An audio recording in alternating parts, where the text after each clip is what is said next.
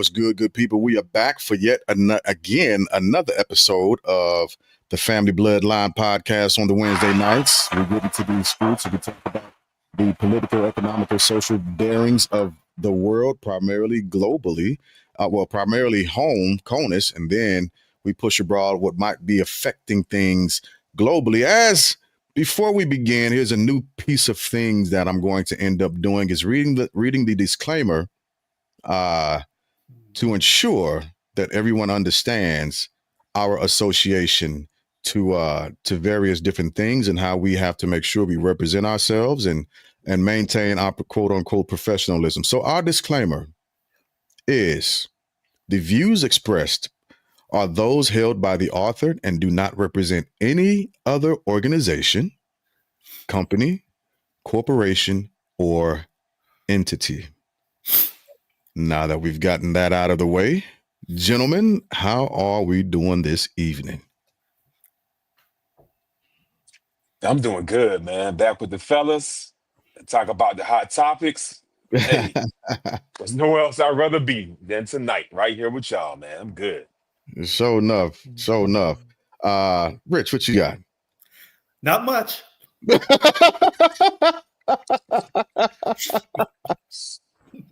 I thought tonight we would get 4 syllables out of Rich, and then Oh, you gonna get some syllables. he got me again. You're gonna get quite a few. Not much. Not much. He did it. I'm trying to figure out why I'm not showing live on Facebook just yet. Or do y'all have us on Facebook? No. You're live on Facebook. I got you up. Yeah. Okay. Well, let me check my stream and try and figure out what's going on. But did you get permission from Zuck? Shit.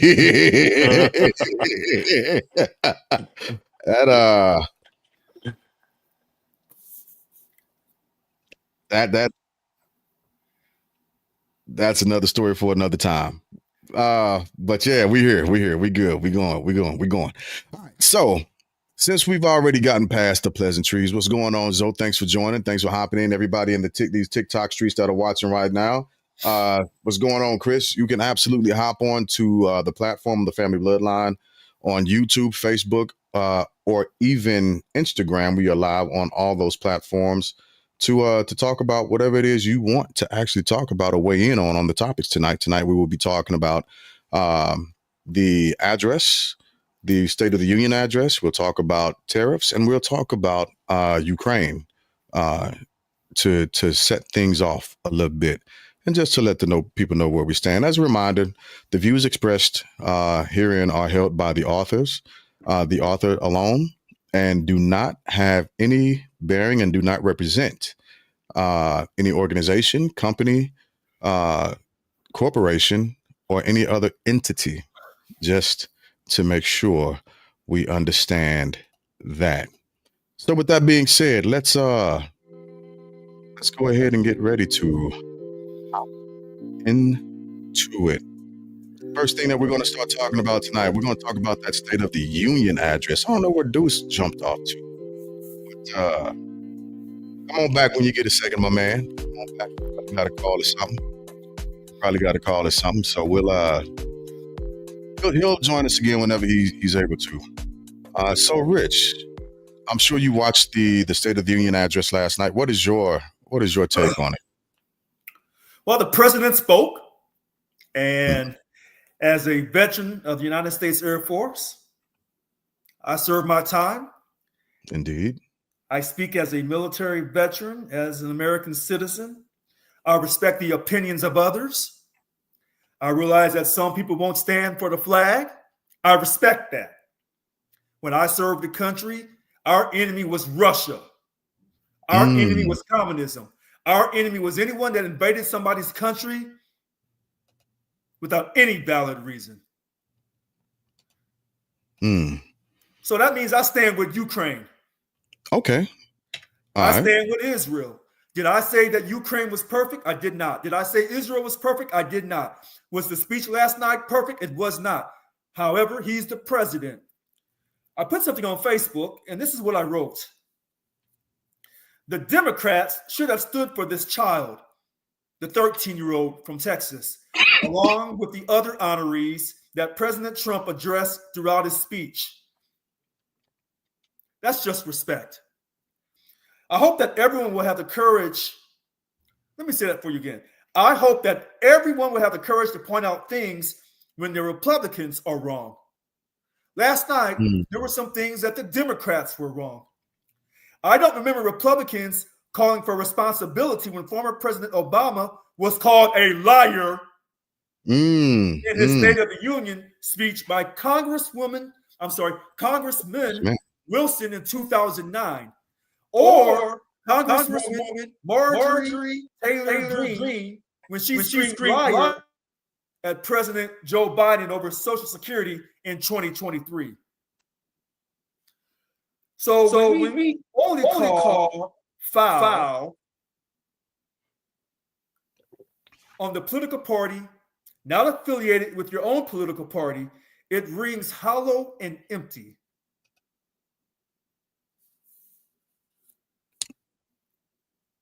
Is that on?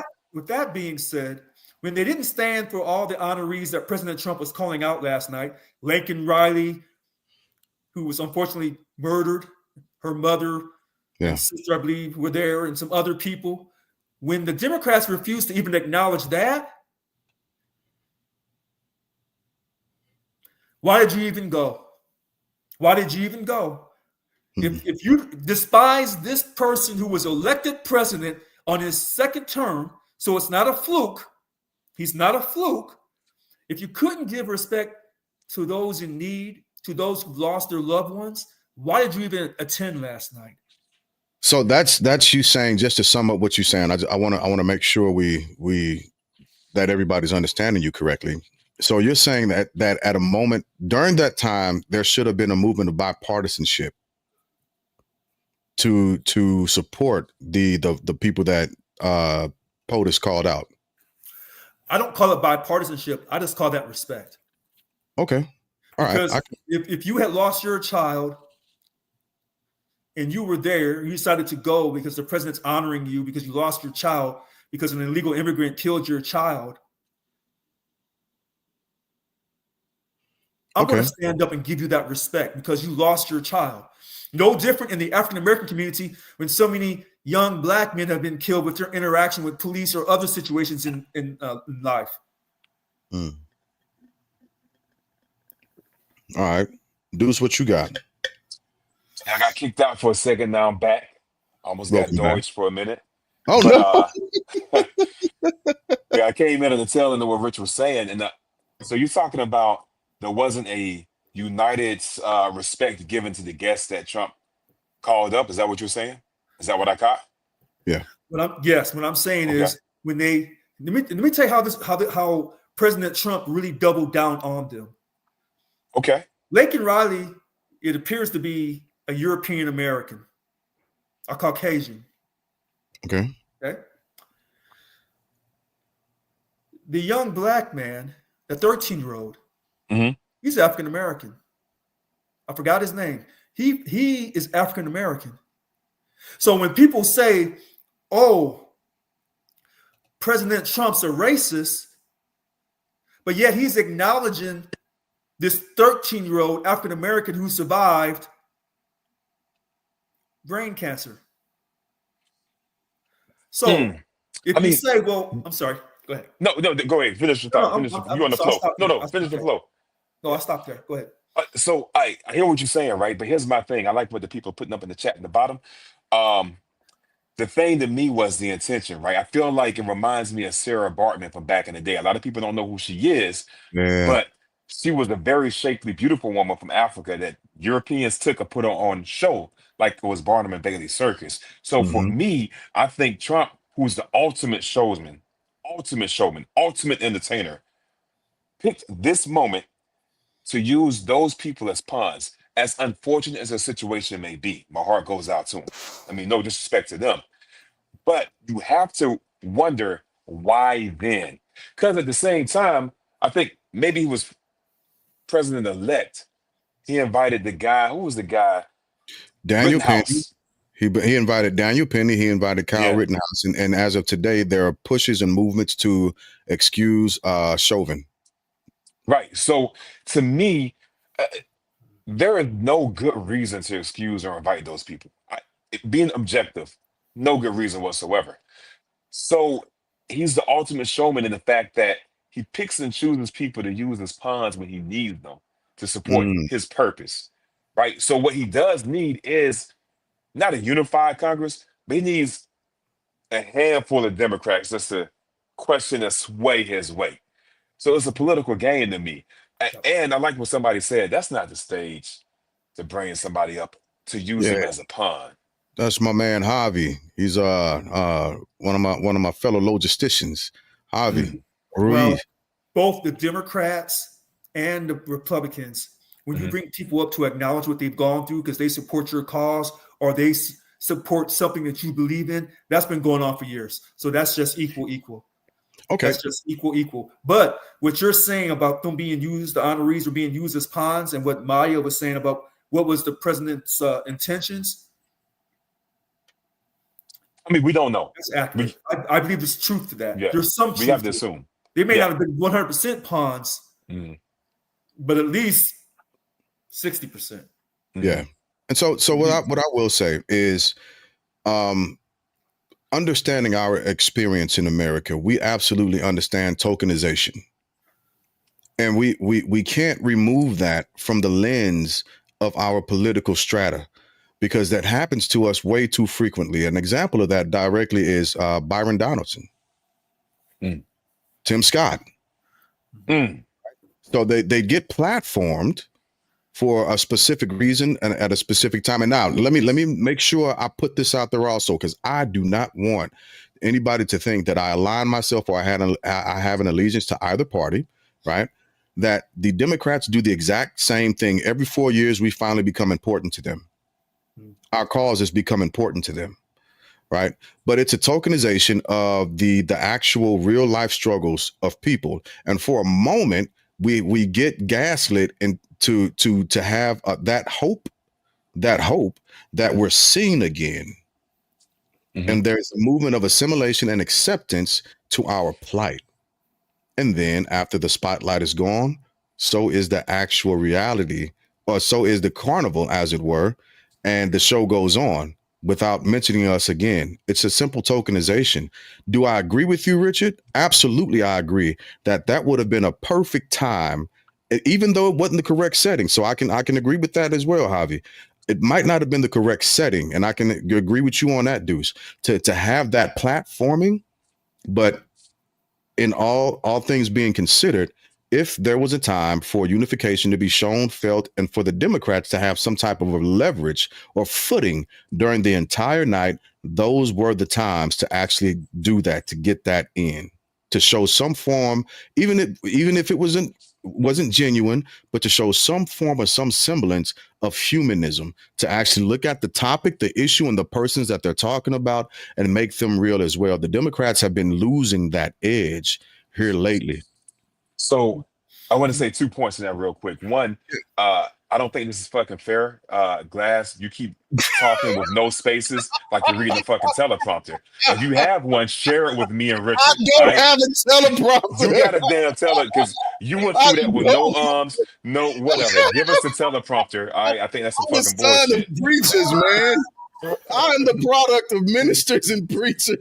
Now you're gonna say minister and preacher when I said fucking bullshit, and you bring gospel into this. Get to the product. This is this Off is the a perfect glass. setup. Right This is a off the perfect glass. right. Hey, He played me right. like this is a perfect setup into my next point. I said fuck bullshit, all this profanity. He comes with I'm a preacher with the minister with the gospel. He's telling The the truth. Democrats fell right into Trump's plan, right? Yeah, Which, yeah. as you say, he made them look bad because for years, the Republicans were the bad guys, right? At that moment in time, when they jeered and just showed that disrespect for those people, they played into his hand. And we all know right now, we don't, I'm not saying for certainty, perception is the Democrats don't have a plan at this moment. At least not what they advertise. So he's Yeah, making them look even weaker, they ain't even which got that's his concept strength. plans. They ain't even got Huh? concepts of ideas. I They have, I know what you did there. yeah, I you like what see you that? did there. You They don't see have what I did? concepts Yeah. of Well, concepts They, of a they plan. don't. listen, They don't. Let You me, know, let me, let me say this. right on, Zoe. Either you have it or you don't when it comes to speaking and being able to motivate and influence others. Okay. Now, you have a few in the Democratic side, but, Hakeem Jeffries, Mm. minority leader, he doesn't Yeah. inspire me at all. Chuck Schumer, Doesn't inspire me at all. he puts me to Those sleep. are strategy people. So when Donald Trump talks, he pushes your button. Either your run to protect him or your run to throw him into the water. But he pushes your button. Yeah. Mm. That's what you have to do when you're a leader. You touch people's hearts, you inspire them, you don't ask them to do anything that you wouldn't do. Now, in his case, that part I just said doesn't apply to him. Okay. Does he is touching hearts? Is that the only place he touches people? Yeah, he What the touches people's people are hearts. asking. So he does He it. might. That's the only place he. Asking for a friend. I forgot the disclaimer. I'll stop. So what I'm saying is, I know that both of y'all are serving active duty, and so I know that at the end of the day, regardless of how you feel, if President Trump says, "Hey, we got to go get somebody," you suit up. Well, you're already suited up, and you're gone off to the races. Mhm. And thank God we have veterans like that. Thank God. Yeah, because I absolutely support the office of the President of the United States Absolutely. and my professional And I life. still support the country. So, not to get off subject, he gave a speech last night. Was he perfect? No. Is our country perfect? Hell no. Because it started completely wrong. Mm. And so when I saw today, allegedly, China said, if you want to have a tariff war, let's go. You want to have any kind of war, let's go. I said, oh, that's how you feel, China? Wait. That's your response to that? When China put up a thing saying, if you want a tariff war, we'll go. Yeah. We'll have one with you. If you want to have any technological war or anything else, or any kind of war, we're ready. Let's go. Don't play the music yet. You want to go back to that? You want to stay there? We can stay there. I got no problem. We'll. No, Yo, hey, I got hey, PTSD from this it's music. pause and mute button on this. we can stay here for a second. This ain't around. I ain't know this was around the horn. Hey, the music was your idea, man. I like it. Rich, the way you said it, China, we can play that game, right? Is to me, it seems as though you're mad at China for responding, right, to the threat that we made to them. Because in this scenario, China is Chris Rock, Will Smith. Okay. Well, okay. Before we leave his speech from last night, he wasn't perfect, but he wasn't wrong in everything he said either. That 350 million to Ukraine, that's a lie. Yes, I was about to say, give me an example. That's just one of his many lies. But here's the thing: when you run for office and you're a politician, if I run for office and I scored six runs, I say 12. Sure. I'll make you argue me down to 6. That's a sales technique. It is a good it's something he's done a lot, but just you reminded me of something. Glass texted me either earlier or yesterday. Something that went under the radar is the fact that he peeled back. So government employees, federal workers, could not accept bribes, and gifts had to be under $1 amount. Gone, right? So now the Ukraine deal probably will be made, because we'll talk about that later, possible reasons that we think of. Ukraine deal will possibly be made for those minerals. All that money is not coming to the U.S. government.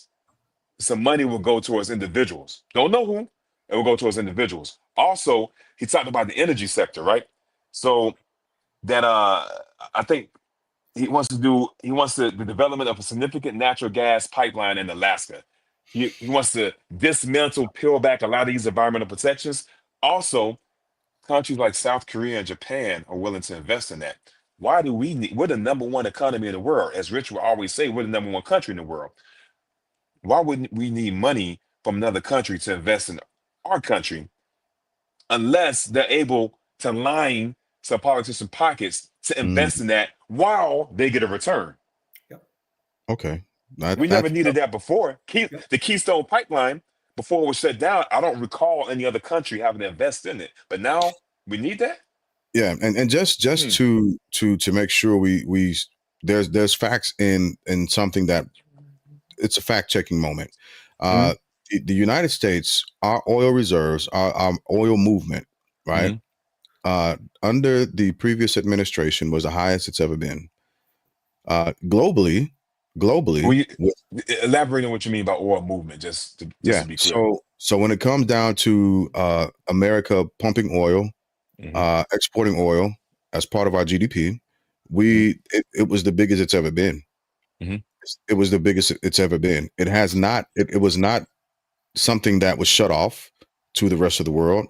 The statement of 100 refineries being closed during that administration is false as well. Mm. That's not that. There's no truth in that whatsoever. This is the guy that So referred to the past president as a stupid president, talking that to yeah, Zelensky. and I wish the current POTUS would speak and maintain a movement of dignity for everyone who's passed through that office. But doing it I, this way has worked for him. But you're right. I wish you would too. But and the way he's doing it works for him. yeah, yeah, and Nobody else. I can't even argue with that, unfortunately, and I want to, but I can't. I hope the I can't. VP's listening to that. I don't want him to pick up on that playbook and think that will work for him in his run for the presidency. Well, since we've been speaking about different things as far as finances are concerned, let's push the narrative up a little bit and let's talk about the elephant in the room that started yesterday. Today is Wednesday. Yeah, today is Wednesday because we're live. Let's talk about the tariffs. The tariffs that have been increased on China and have been imposed on our neighbors, Canada and Mexico. And also, we can go ahead and touch on the address that Justin Trudeau gave when he spoke to the people, and then he spoke directly to POTUS. I'm not sure if you all seen that. Did I? I saw the headline. I don't know the content. Okay. All right. Well, we'll start with the tariffs. Go ahead. Let's jump in on tariffs. Well, first, let's say what the tariff is. The You know tariff. what? Yeah. That's a perfect. Thank you for saying Yeah. that. Yeah. Go ahead. Go ahead and read it. You got it. You got it. A tariff. This is the Republican Party who's against taxes. Let's keep that in mind now on the backdrop. A tariff is a tax on imported goods coming into America or exported goods going out of America. Tariffs are a type of trade barrier. Tariffs can be used in combination with quotas to limit the amount of goods that can be imported. Tariffs can be used to protect domestic industries from foreign competition, raise revenue for government. Mm-hmm. Tariffs can increase the cost of imported goods. Why do I keep harping on the fact that tariff is a tax? Because the Republicans are against taxes. Republicans, remember when you said, here, Richard, here's the federal budget, go on and read it and be ready for last Wednesday night. And I said, okay, here's their thing about the Republican Party. Free market. That's what they're all about. How the hell is a tariff promoting your free market philosophy? It's not, because you're a hypocrite.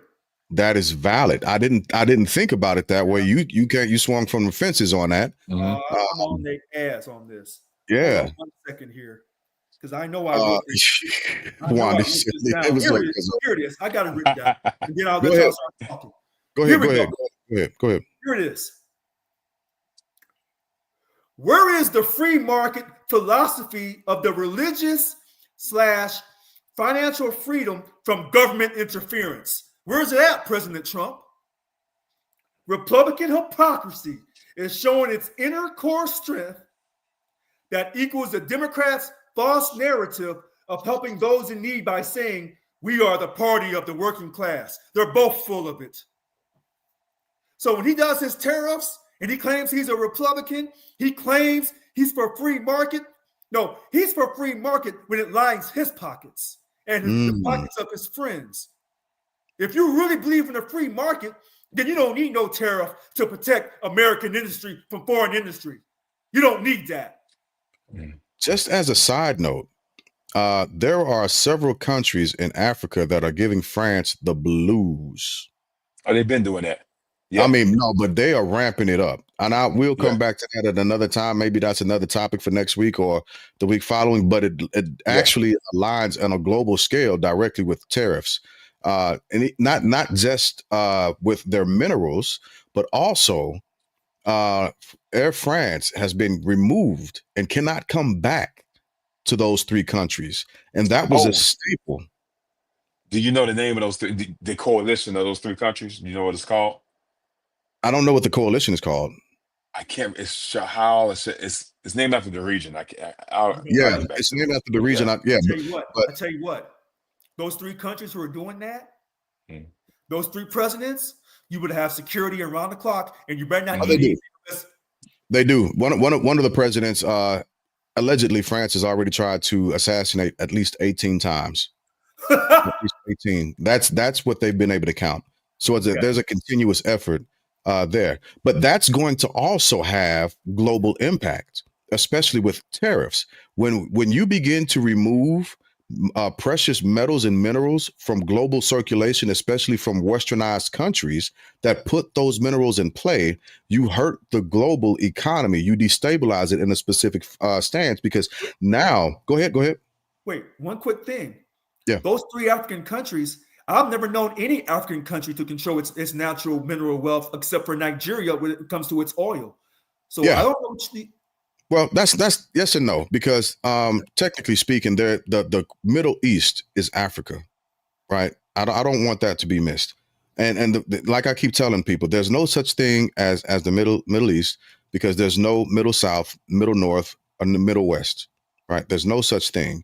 So those are African countries also, but you're correct. One of the movements that was also started by Ghana is they began to pull back their natural resource of cocoa, and they removed it from Swiss, and they began to charge them the market price for their actual cocoa to make their chocolate. Hold on, is that so? Ghana is outside of the three African countries giving France help. Yes, yeah. So there's a movement on the continent of Africa in general that's seeing a lot of the African countries push back on past colonialization and begin to right the wrongs that happened.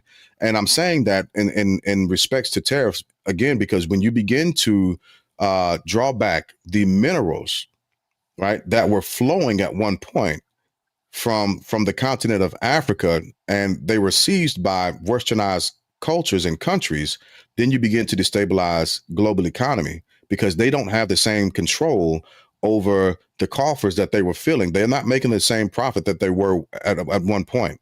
And so now France is desperately trying to get the $500 billion that it was extracting out of one African country to put back into its central bank and then make profit from selling the minerals as well. Now we go ahead. Mm-hmm. This goes right up to your alley about Elon Musk. It does. Go ahead. It absolutely does. And so now we're getting hit. One of the things that I continue to find odd is that we're pushing Ukraine for mineral rights while Africa is beginning to restrict westernized countries for their minerals simply so they have an equal footing on the economical world stage. I want to put something else in there. Yeah. This is me playing with the puzzle pieces, right? Maybe conspiracy theory, but the federal government is being reshaped. This is the friendliest word I can say. Gotcha. one of the agencies, one of the offices that was completely dismantled was the office for, well, Richard would know, unions, right? Yeah. Yeah. That's Yeah. that's the power that's gone. Yeah. Okay, we got tariffs. Richard just gave an excellent definition of what that is. It's a tax, right? It's a barrier to reduce the quota, the amount of stuff that's coming in from outside countries. The idea of being pushed is that it's going to drive up American production. In some industries it will, and some it won't. For those industries that is bringing that do go up, they need workers. We all talked about American workers are not going to work for less than X amount of dollars. Right. We also know that there's power, like James talked about, those three African countries joining together to have a lot of voice. So there's power in unity. The American workers' unity was unions. Mm. However, the first thing that was dismantled in the federal government was the office, the liaison office that dealt with unions. Also, when the federal workers are getting laid off in masses and doles or whatever, the federal workers unions went to court, took a big L, like Drake. Wait a minute. Hold So- on. Wait, hold on. Why you throw that in there? Why It's you the Super Bowl. The Super Bowl, Hold right? on. Because I want people to understand this. If I'm pretty certain on this, the federal unions, they don't fall under the National Labor Relations Board. No, that's not the point I was going with. But Oh, good okay, good okay. point. Okay. But I do want to say those unions they put the gloves on, put up a fight, and took an L like Tyson against Jake Paul, right? So Okay. if they lost, You gonna keep And you then- ain't gonna keep doing people like this tonight. I'm catching all these. Oh, you throwing out strays, bro. I'm paying that no mind. if they took an L and the liaison office for the other unions is dismantled and Yeah. thus they're disempowered, then and the only thing that's preventing American companies, one of the things preventing American companies from making money here is the price of American workers. What if wages start to retreat? Who will fight to defend that? There are no Ah. there are no more measures Oh. in place at that point. Yeah, because that National Labor Relations Act for the National Labor Relations Board, Yeah. Mhm. that's for private sector unions, not public sector unions, Yeah. private sector. That's So what, private is what I'm talking about. that's exactly right. Yeah. That's a great catch. Mhm. That's a Yeah. great catch because I thought about that too a couple weeks ago when I saw that. Yeah. And so the question that I have for the panel, starting with you, Rich, is what are the intentions behind the actual tariffs? What are the Well, I'm intentions glad- behind the I'm tariffs? glad you brought that up because the Republicans say it's about making America first. The Democrats say it's going to drive prices up, and he's reneging on his campaign promise to bring the cost of goods down. Mhm. But it's so funny that Deuce said this. It says it may do this, it may do that. No one knows quite for sure how the tariff war will go. Why? Because it's based off of pseudoscience. It's based off of social But I damn can't get past science. the episode Hold without on. him attacking economics. Hold on. Here we go. Here we go. Economics. Okay. The study let's of do how it. Deuce, Let's do it. Wanda, James, and anyone else on how they create, consume, and distribute. Now, I don't know about y'all two, but I can guess on how Wanda's going to do it. See, economics ain't no real science. It's the study. Here it is. It's a social science because they use math, they use numbers, but anybody can use numbers. So let me explain this to you. I'm trying to talk to Shamiqua. Shamiqua says, so how much money you got? Man, I got about $50 a week. James comes along and says, I got $155. She says, I'll take him. But that was Shamiqua. Kadisha say, well, you know, Richard, I like how you carry yourself. So I know you ain't got no money, but you know, I'm about the love, so I'm gonna get with you. That's economics. It's not a real science. And that's why you have this famous man called John Maynard Keynes. He said you need government intervention. Yeah. But a free market says we don't need no government intervention. What is a free market? Ask the Confederacy of the South. That's a damn free market. And Lincoln said, we got to cut all that out. Both of y'all throwing straights tonight. Wanda got hit in the crossfire too for no I know, reason. right? Ain't even here to defend herself.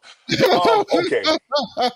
My boy, stay hitting economics, man. The basic point of economics, the study of how people interact with money. Would you agree with that? Okay. Yeah. So the math is involved in the financial aspect of that, where the study of people, which is very complex, and their reaction to cost, those two pieces together, economics, right? When you think about the study of why people like expensive things, because we think it's made of quality, when that may not always be true. However, if it's high price, fancy design, we think that Tesla, for instance, was high price, right? And people put it in a premium level of car. But when you look at the build quality of that Tesla, it looked like it came from Temu, right? So that doesn't mean that it's a good product, but because he priced it at that point, people think that it's a good product, right? The same thing with made in America. It's more expensive, or made in Italy. It's more expensive, so we think it means quality. That may not necessarily be true, but that's the psychology of the American consumer that economics tries to study, right? So, damn, what was the question, James? Richard got me thrown. Wait a minute. I was just asking what the intentions were. Hold on, because he says about how they interact with money. Let me tell you this. Now, they teach you this in college. Adam Smith, European. Yes. Is the father of economics for his theories on economics, including, listen to this, the invisible hand. Yeah, I know it. Yeah. I know. Self-interest and the superiority. That it's gotta be a European saying this. I'm gonna say it again. He's known for being a father of economics, including the theories on economics, including the invisible hand, self-interest. That's got to be European. Superiority of capitalism. That is the South. That is the Confederacy. That's the American way. That's American capitalism. And the wealth of nations. Go out and trade with other nations to get what you need. And the things you do good, you trade that to them. But here's the superiority complex of economics, the European mindset that resources are scarce. But in Africa and in Asia, resources are not scarce. That's why the Europeans came to those continents and grabbed, they'd buy two things and grab four more. That's interesting. I'm going to hold my words like Nancy did last night, James. I'm going to let you go. Well, I was just going to make a quick point to say, I was listening to a TED Talk. Thank you, Maya, for sending that to me. But there was a young lady who was from, I can't remember what country from Africa she was in, but she made a point that I'd really never thought about. And that point was, she said, I am from the richest continent in the world. She's from Africa. Yes. And she's 100% correct. Yes. Africa is the richest continent in the world. Minerals, metals, people, intelligence, everything. Wait. Go ahead, Rich. Go back to the people for a second. Yeah. Go back. If you have all the resources you want, but if you don't have the people, you don't have anything. Absolutely. Neil deGrasse Tyson, NDT. I love that guy. Yeah, I love this podcast. Yeah, he made a very distinct point of saying that the continent of Africa has the extremes of everything on it. It has the extremes of poverty. It has the extremes of riches. It has the extremes of intelligence. It has the extremes of foolishness. It has the extremes of colonialization, and it has the extremes of freedom. Right? So that continent in and of itself has, as it's being robbed of its natural resources, right? It's being done for multiple different reasons. And that's another podcast for another time. And we can go into that. But I do also want to make this point known too, something that we're seeing and talk. This is a bit of a tie-in to global economics as well as the tariffs, the increasing movement. We don't have the minerals that we need to support ourselves. However, Apple has doubled down and committed to $500 billion investment in America, right? Apple or Taiwan? Apple. Because Taiwan did a $500 billion investment. And that's a newer thing, right?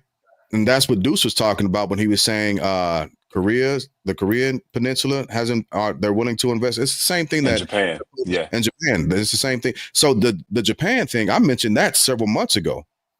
Because there's a bank that's willing to what I call sponsor. That's what they're doing. We're sowing ourselves so far into debt that it's ridiculous. These tariffs are continuously pushing our children away from being homeowners. America is being sold parcel at a time. And these tariffs are another movement of ensuring that the non-working class, the people who actually survive off of socialism, which is billionaires and millionaires, are the ones who continue to buy up the resources, just like westernized countries do, unfortunately. Right. So I asked about the intentions behind the tariffs because are we that broke as a country? First off. Second off, if we are that broke, then why have the Republicans injected an additional $2 trillion into the deficit? And why are we okay with the current POTUS previous administration being responsible for a quarter of the deficit in and of that themselves? It's not that complicated. No, you don't think so? Tariffs do not support your free market philosophy. It's a tax. It's a barrier. It limits. It's government intervention. But what is it limiting? That's the question. Because if the United States Department of Agriculture has been put on pause, and our farmers can't produce crops, right? Although last night the opposite was stated. The reason why they're doing the tariffs is to help the few. See, normally when the government intervenes in the economy, they're trying to help the middle class and the working poor because the rich and the wealthy don't need your help. But see, when you have a person that tells you, I'm a businessman, I'm going to run the government as a business, what he's telling you is, I subscribe to Adam Smith, but I'm going to take this tariff to enhance myself and those in my group. It says here, Smith believed that individuals are guided by an invisible hand that leads them to make decisions. That invisible hand are the controlling people of the earth. Those are the bankers, that invisible hand. That's what that means. And he's telling you no, that's not what that means. No, flag. I'm gonna have to go flag buy on the play, sir. I gotta go buy a red bandana now. Flags on the place. Okay, so that is not the bankers. It's the market. Everyone that participates in the market. The invisible hand, self-interest. That the invisible hand that leads them to make decisions. He believes that the unintended consequences of people's actions create social institutions that allow society to function. Slavery. That's what that means. Slavery. The unintended consequences. You're inferring from it. You Africans sold some other Africans. Oh, too bad. Now we're going to create a demand. Economics, supply and demand. But no, I know what you're doing, Rich. No. Stop throwing your body language at me, sir. I know what you're trying to do, right? Because you're going to use the invisible hand, and then you say slavery. Now everyone listening thinks the invisible hand means slavery and it's bad. That's what got my ancestors, that invisible hand, and getting my ancestors off of Africa. The invisible hand describes all participants in the market and how they react to supply and demand. Bakers are a part of the market, just like we as a consumer are part of the market, right? So I see how you're trying to highlight a segment of it to describe it, but I just want to reiterate that the invisible hand is all market participants. No. Here's where I catch you at. If it was just a barter system, then we are the economy. But it ain't. It's about money. Well, where'd the money come from? The bankers? Well, who are they? Oh, we don't know who they are. That's the invisible hand. The reason why I can't absolutely directly understand what Richard is saying is it goes back again to the Cornerstone speech of 1861 by Alexander Stevenson. And when he said that capitalism is so intertwined with slavery that you cannot separate the two. So if we're operating under a system purely that promotes capitalism and promotes free market, right? If that is our way of being, then there has to be a slave class in order to continue that way of being. There has to be. Because that Well, system is not based on righteousness, because it's based on the fact that there are certain resources that are scarce. But to anyone who believes in a higher power, to anyone that believes in God, Jehovah, Yahweh, Allah, God gives you everything you need in abundance. So what Adam Smith is saying is a philosophy that comes from someone opposed to God, opposed to righteousness. Wait, Oh, no, yes. no, Oh, no, no, no, yes. no, how no, can no, you no, make no. how That can is you make completely that not. direct correlation? No, How it's can you make about. that direct? Go ahead, go ahead, go ahead. Thank you. No, Because God, yes. when He created this planet, when He created us, there was no limit. Well, let's remove God There's no because God limit to doesn't what? need our Because economics. God our doesn't need our resources, and there are resources that are finite, right? There are resources that do not replenish themselves, right? So a lot of the issues we have today is through gluttony that has nothing to do with the free market, right? That's self-interest. People affect the free market. So you do have to have parameters in place to restrict our greed, man. That's Wait a what minute, that's wait a about. minute, wait a minute. Hold Self-interest. on. Well, hold on. No, Self, no. See, you just talk, no, no, no. You just talked how am I? yourself into the same trick that you're already economics. in. Yeah, You but- said, you said we I'm need to have listening. parameters in place. But then you're asking for government intervention. But yet in the same hand, you were just saying you want a free market. Which one is it? Do you want government intervention or do you want a completely free market where the free market dictates what they say here in this thing that James sent me? We said federal policies designed to grow the economy should thus allow market forces That's what the budget said. to operate unhindered Yep. rather than Yep. pick winners and losers. The Yep. free market where individuals pursue their own self-interest. Here we go, Mr. Adam Smith. Oh, come on now. I He was knew it. describing. I knew Okay, it months ago you was going to first walk of into all, this.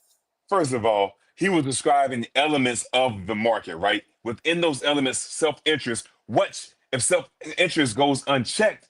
Greed happens and it throws the free market on its head, right? That's what's happening in America today, right? Because we have the billionaire class who has unchecked self-interest that is making the rest of America, the 99%, No, poor, no, wait, wait, right? wait. So, Did you but read? no, no, hold on, Wait, read. hold on. Okay, I'm sorry. Go ahead. Oh, wait, what am I? Wait, No, read a read comment. Javi Ruiz. Read what he's saying. That's Javi Ruiz. Wait, go. And so I'll read all of his comments. All right. Go ahead, American capitalism isn't just an economic system. It's a system of exploitation that thrives on the suffering of the many to benefit the few. The rich don't want people to succeed. They need a constant, endless supply of cheap, disposable labor to keep the profits rolling in. That's why policies like universal health care, a living wage, or meaningful protections are dismissed as radical or un American. Those changes wouldn't shift power back to the people, and then the elites can't allow it. Now, as you were, those one changes would exception shift to power being back to the people, pro-labor. and Hold on. the elites can't allow it. Wait a minute. One exception to what he said, because what he wrote is brilliant. One exception, Javi Ruiz, not a living wage. Javi Ruiz. Javi Ruiz, not a living wage, because a living wage is for poor people. As pro-labor, we want a substantial wage, not a living wage.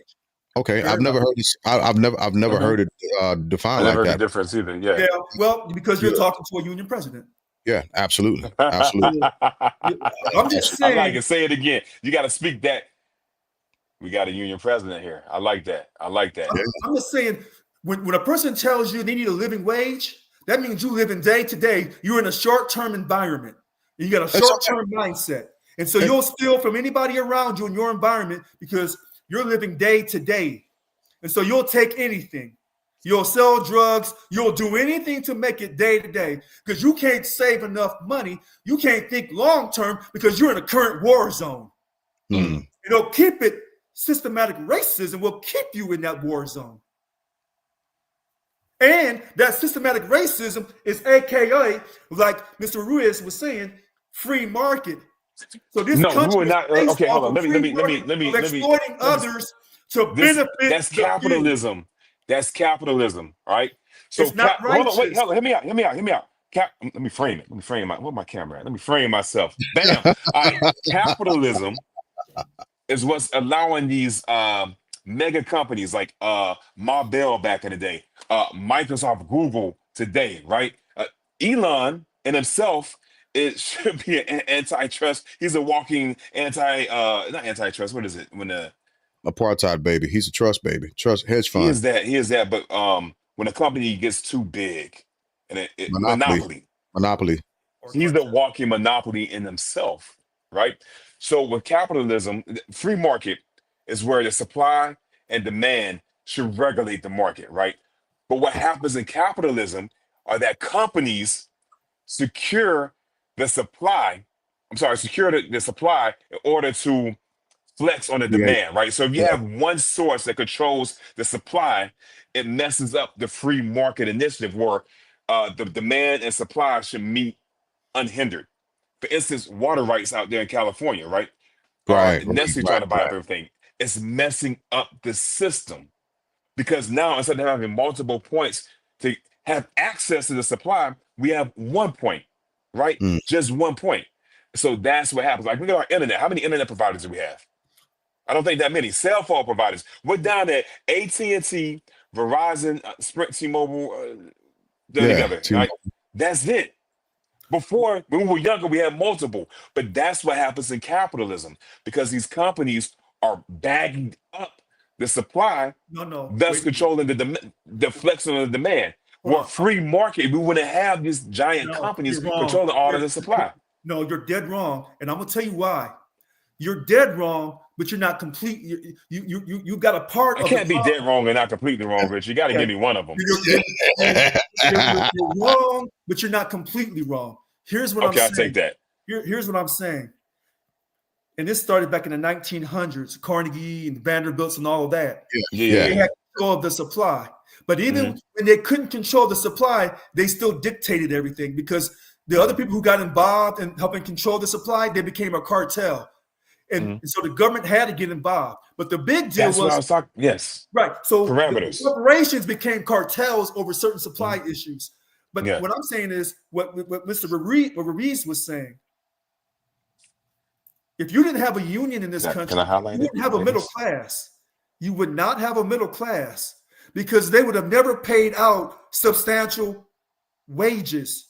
They would have paid you just enough to work you till you're 80 years old and you drop dead. And therefore, we don't need Social Security because we're going to work you until you drop. Which Elon Musk recently said is nothing more than a Ponzi scheme on Joe Rogan. Social Security? Yeah. Wait, he was recently on Rogan? I think it was a day he's yesterday. Out of his mind. Yeah, he just said. So let me read. I got to listen to that. Let me read the statement. Let me read the statement, and then I'll follow it up with an example because I actually do agree with this statement. It says America isn't pretending to be a country anymore. Yeah. It's a corporation with borders. Its primary goal isn't to serve its citizens. It's to generate wealth for the already wealthy. Hence, the gold passports. A pathway to citizenship for $5 million. A pathway to citizenship for five. That's hard to say. Damn. A pathway to citizenship for $5 million. That's what's being sold. That's what was being sold at the State of the Union address yesterday. Wait a minute, Mr. Ruiz. Everything you said is accurate except for one thing. He says it's a corporation with borders. Corporations don't recognize fucking borders. Okay? Corporations don't recognize borders. They're transnational. Well, and that's why we're going after Greenland. Wait a minute. Right? A corporation is an assault on your American sovereignty because they're transnational. And that's why they say global. So if you can get corporations to control everything, you don't even need borders anymore. But and that's huh? Go ahead. Well, I was about to say, but that's the danger with the rhetoric that's happening about Greenland, about the Panama Canal, even when it comes to the Gulf of Mexico / America and Canada. Yeah. What I'm saying is he's writing brilliantly, but if I can catch something in all that brilliant writing, I'll try to catch it as fast as possible. And when he says a corporation with borders, corporations don't recognize borders. Corporations recognize only one thing. The bottom their line. Goal, maximize shareholder wealth. That's their only border. They don't recognize anything else. No. I see exactly what you're saying. Wow, this is. It's not, I'm glad but I'm they at the don't bottom of have the screen borders. because I disagree with both of you. Because I heard you, Glass, spit in. I agree with them. All right, yeah, I'm glad I'm at the bottom. Um, Pause. But let me just say that this is what You I got think.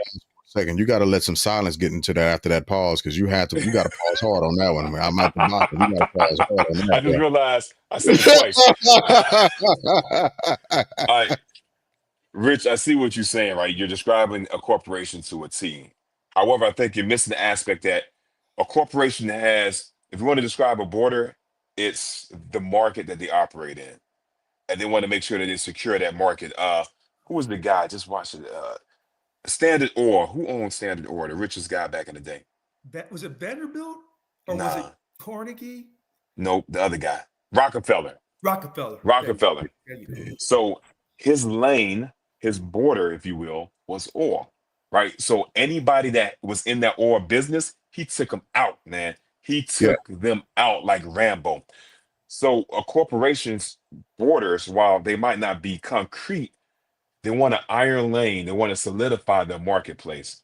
So when he says America's operating like a corporation with borders, we're solidifying our hard borders Uh-huh. too, but also we're trying to expand those, like James is saying, right? By claiming Greenland, claiming Canada, claiming the Gulf of America, Gulf of Mexico, because the more that is repeated to us, and once it happens, it becomes palatable to us. We won't put up such a fight.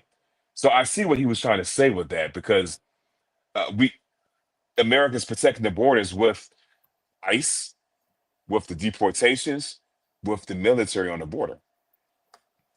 And let Well, me throw this out there also real quick, since we're talking about corporations. And I have to say this. It might sound like it's left field, but it's absolutely relevant because remember, our Supreme Court ruled that corporations are individuals too, and Ooh. as an individual, you have the right to travel outside of your borders. All you have Mhm. to do is have the proper documentation, and that's it. and you know what? The Supreme Court was wrong on that ruling because by the definition in the business book, a corporation is is a legal entity that has a perpetual life. No human being has a perpetual life. I don't disagree, except for the sister that's everlasting, the eternal sister that the medical industry took, and is continuously using her Okay. genes to do. Okay, that was out of left field. But go ahead, go ahead. So I know you. okay. Well, so the bottom line is Trump is going to use these tariffs to enrich himself and to enrich uh, the lives of those in his orbit, including Elon Musk, uh, Peter Thiel, Bezos, and anyone else. Now, and because he'll never show you his tax returns, he'll never show you his financial statements to prove that he did not benefit directly or indirectly, or his immediate family did not benefit directly or indirectly from the time he was president in his first or second term. Because when he told the Congress, I'm not turning over any damn documents, and I'm not giving up my businesses when I'm the president, and I'm not gonna put it in no trust. I'm gonna keep running it, and that's what he did. That was a signal that I'm gonna do what I want to do while I'm the president, and you ain't gonna stop me. Now, with that being said, I just want to make sure that we point out that the Supreme Court upheld a ruling by the lower courts that is forcing, well, quote unquote, that is saying that the administration has to release funds for USAID. I just And wanted to throw that out there. no, that's Yeah. fine. But like I said, with Chief Justice Roberts, and I think the other, and then Amy Coney Barrett, Mm-hmm. you're kind of tricky. So what they'll do is this: if they got a hand, who appointed Chief Justice Roberts? Was it Trump or was it Obama? I think it was Obama. So Coney Barrett and It Roberts are wasn't because he didn't get to put anybody in the courts. No. okay. So they're Republicans, they're conservatives. So if they had to hand President Trump a loss on this, for any loss that they give President Trump, I guarantee you double it in the victories he'll get with the Supreme Court. Just double the number. I don't disagree with that. But what I do think they're trying to show is two things. I think they're trying to show good faith that somebody's going to uphold some type of ruling. It's a movement of massaging to get to gain trust. I don't think it's genuine. Token. Yeah. Okay. Yeah, exactly. Exactly. It's another movement of tokenization. That's all it comes out to being. That's the honest truth. Because you know what? Last night, here's the thing. People say, oh, I'm not going to watch it. You should really watch when he comes in, he's shaking people's hands. And sometimes they'll have the mic up close, and you may catch a word here or there when he says something to somebody, but then they'll pull that mic back. And so when he shook the Chief Justice's hands, because remember, only a couple of them went. You think Thomas would have been there. He didn't go. Alito, I don't think Alito went. So not all the justices were there. Katani Brown Jackson wasn't there. Sotomayor wasn't there.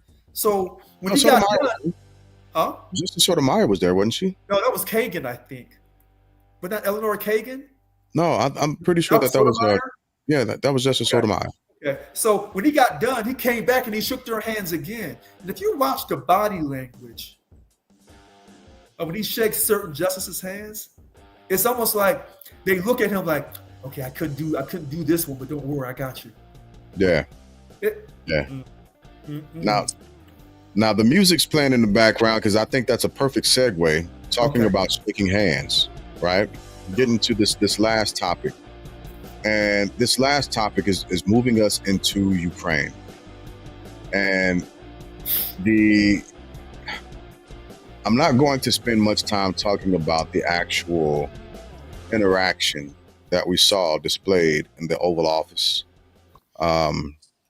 Because again, the opinions expressed by the authors, the disclaimer, right? So I'm not going to get into too far into that. But what I do want to do, however, is read what people refer to as the Budapest Memorandum. Mm-hmm. And as a little background for the Budapest Memorandum, what it is the document that was, what did I just do? My goodness. It's the document that was signed, that was drafted and signed by, let me make it bigger on the screen so everyone can see it. There we go. Fill up the page. This is the document that was signed in agreement with Ukraine, the Russian Federation, United Kingdom of Great Britain, and Northern Ireland, and the United States, right?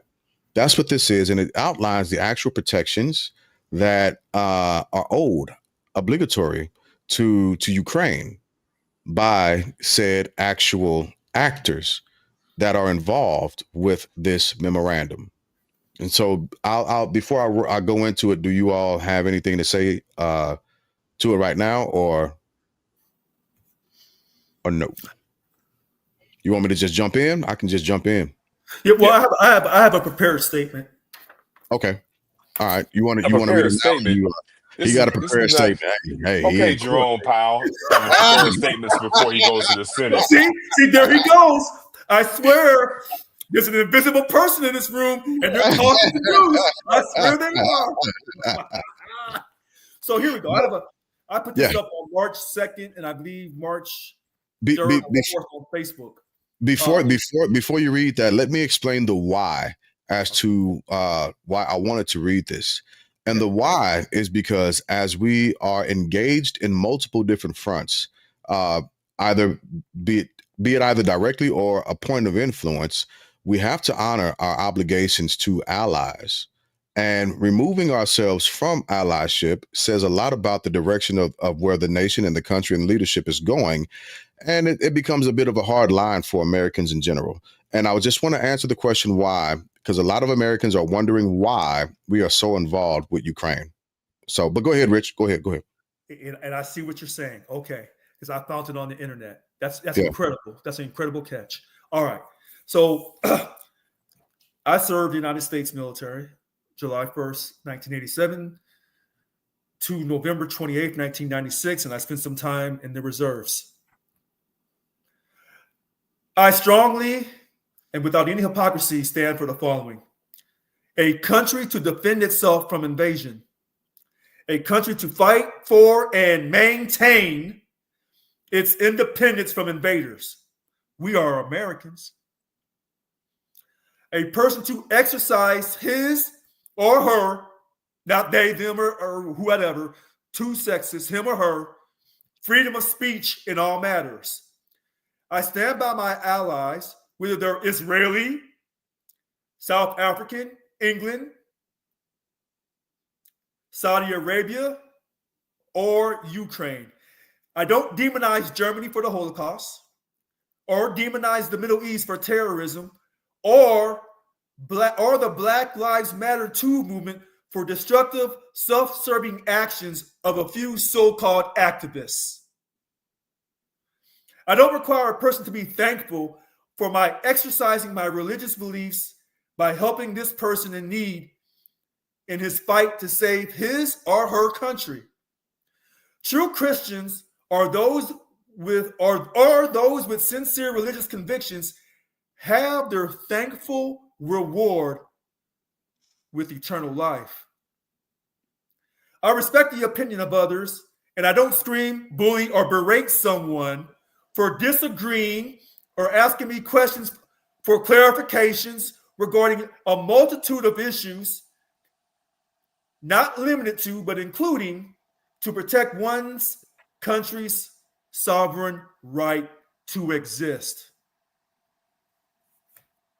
I'm Richard Lewis Brown. Inspire the impossible.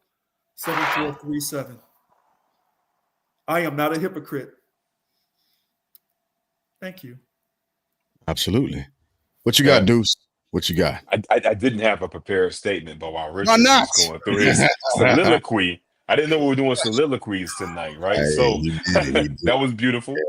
I liked it. I did feel the extra seasoning on Black Lives Matter, and there was no extra seasoning on some other.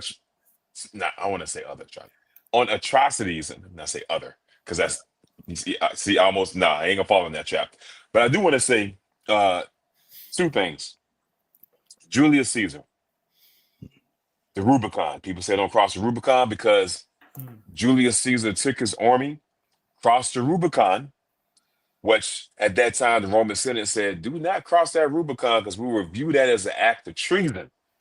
He crossed the Rubicon, sacked the Senate because he felt as though Rome was being led in the wrong direction. I will finish that off by saying, I will defend America from threats foreign and domestic. Take that how you will.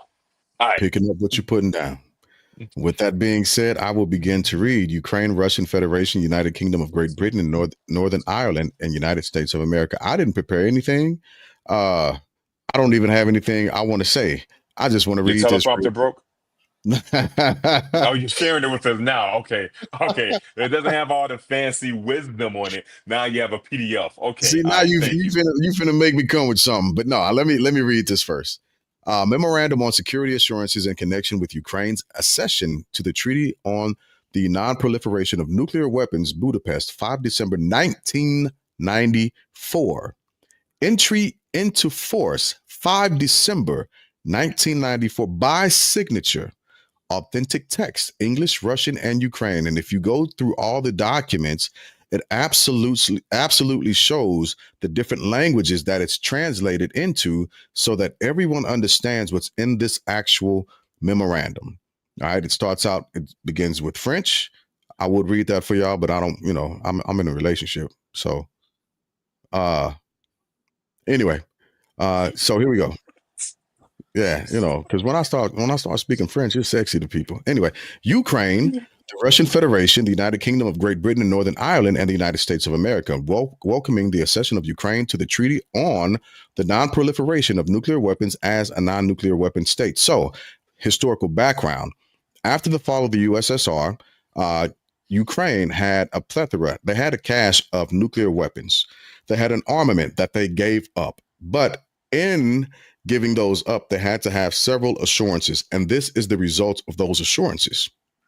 Taking into account the commitment of Ukraine to eliminate all nuclear weapons from its territory within a specified period of time, noting the changes in the worldwide security situation, including the end of the Cold War, which have brought about conditions for deep reductions in nuclear forces, confirm the following.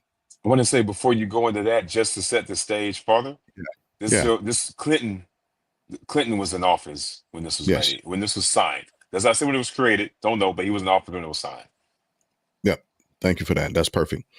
The Russian Federation, the United Kingdom of Great Britain and Northern Ireland, and the United States of America reaffirm their commitment to Ukraine in accordance with the principles of the CSCE Final Act to respect the independence and sovereignty and the existing borders of Ukraine. The Russian Federation, the United Kingdom of Great Britain and Northern Ireland, and the United States of America reaffirm their obligation to refrain from the threat of use of forces against the territory, integrity, or political independence of Ukraine, and that none of their weapons will be used against Ukraine except in self defense or otherwise in accordance with the Charter of the United Nations. The Russian Federation, the United Kingdom of Great Britain and Northern Ireland, and the United States of America reaffirm their commitment to Ukraine in accordance with the principles of the CSCE Final Act to refrain from economic coercion designed to subordinate to their own interest the exercise by Ukraine of the rights inherent in its sovereignty and thus to secure advantages of any kind. The Russian Federation, the United Kingdom of Great Britain and Northern Ireland, and the United States of America reaffirm their commitment to seek immediate United Nations Security Council action to provide assistance to Ukraine as a non-nuclear weapon state party to the Treaty on the Non-Proliferation of Nuclear Weapons if Ukraine should become a victim of an act of aggression or an object of a threat of aggression in which nuclear weapons are used. The Russian Federation, the United Kingdom of Great Britain and Northern Ireland, and the United States of America reaffirm in the case of Ukraine their commitment not to use nuclear weapons against any non-nuclear weapon state party to the Treaty on the Non-Proliferation of Nuclear Weapons, except in the case of an attack on themselves, their territories, or dependent territories, their armed forces or their allies by such a state in association or allegiance with a nuclear weapon state. Ukraine, the Russian Federation, the United Kingdom of Great Britain and Northern Ireland, and the United States of America will consult in the event a situation arises which raises a question concerning these commitments. This memorandum will become applicable upon signature, signed in 4 copies having equal validity in the Ukrainian, English, and Russian languages. And then we get into those signatures. That's what happens for the rest of this memorandum. It's translated to various languages and it shows the signatures, the commitments of each and every sovereign state that committed to an obligation to ensure the safety of another sovereign nation, in this case being Ukraine, against unprovoked, and I'll say it again, unprovoked aggression against any other actor. And they did this because they gave up their nuclear armament. And what do we see happening today? The very first paragraph of this document being obliterated by one of the parties who has a signature from one of their leaders on it. So America, the United Nations, as you were, United Kingdom, Great Britain, right? Northern Ireland have an obligation as far as this memorandum is concerned and written and signed with no expiration date, mind you. There is no expiration date on this, to honor the sovereignty of Ukraine. I also want to add some more context to the scene back then, right? So we got to remember that at that point in time, that was the conclusion, around the conclusion of the Cold War era that was still kind Yeah. of fading off with us, right? So us versus the USSR, Russia, right? So there was a lot of fear with nuclear weapons. And also at that time, which the document kind of alludes to, the Ukraine had the 3rd largest arsenal of nuclear weapons in the world, only behind us and Russia, right? Estimated between around 1900 to 25, right? Nuclear warheads in the Ukraine, the third largest. Keep in mind, we don't want to invade countries that have a handful of nukes, right? Because one could do extensive damage. And also at that time, America and Russia were motivated to make sure that they were the only players in that game Yeah. because they didn't want to sit, they want to be bystanders to two other countries holding the world by its, I don't want to say what I want to Shirtless. say. Yeah, Yep. by its junk, Yep. like we did with the rest of the world. Right. So I just want to set that stage for that. No, So, Ukraine is not in NATO. No, but they still have this agreement though. So They do. now all these people on well, Facebook that was talking we all this stuff, didn't act on it. talking about Zelensky was crazy and he wasn't respectful and all this, they ain't read none of this. See, He ain't even wear a suit. Come on, man. What are we listening to? but you know what? I'm copying this. Like I copied the English part of it. Yeah. This off this one thing. So and then I'm gonna email it to myself, and then I'm gonna have it on my phone. And when I go into these people's chests again on Facebook, I'm gonna wear their asses out. Because you know But what? you're right. So here's a question, because Rich, you said, I don't know, Glass, one of you guys said this, they had this agreement. I think this agreement is null and void at this point. Why? We were supposed to put the security, the security supposed to give to Ukraine was to help protect the borders at that time, which I still think are the borders that they had before the war. Russia encroached on those said borders. We were supposed to have their back. We didn't. Yeah, I don't disagree with that. And one of the reasons why the previous go ahead. Wait. So hold on. So you're saying that this agreement is no longer in effect? No, I'm not speaking from any reference. This is my opinion. Oh, okay. Russia invaded Ukraine. Okay. We gave money. We gave aid. We've since ceased it. Ceasing that, we're not upholding our end of this agreement. Thus, I would think kind of terminates the agreement. I don't think it terminates the agreement. Because the treaty is still in place, right? The memorandum is still in place. We have to honor it.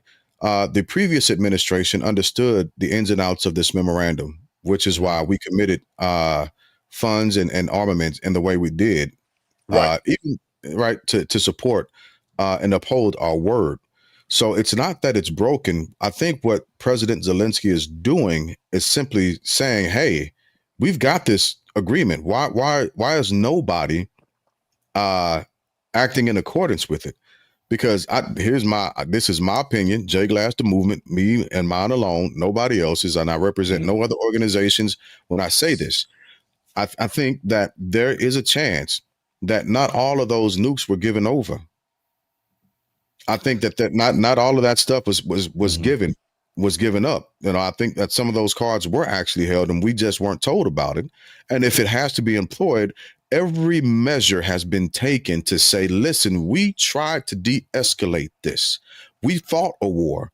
We tried to say, hey, listen, you guys are supposed to support us. Hey, listen, we're trying to get involved with NATO so that we can continue to push this away. We don't want this. Nobody wants this. Let's stop it.